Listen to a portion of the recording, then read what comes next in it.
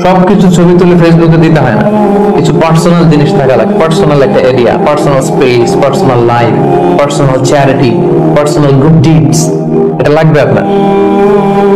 এটা আল্লাহ তাআলা বেশি পছন্দ করেন।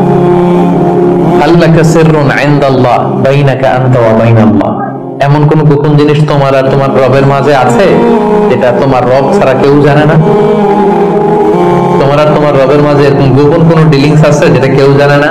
জীবনে কখনো গোপন দান করছো যেটা কেউ দেখেনি? ওইটাই কাজে লাগবে।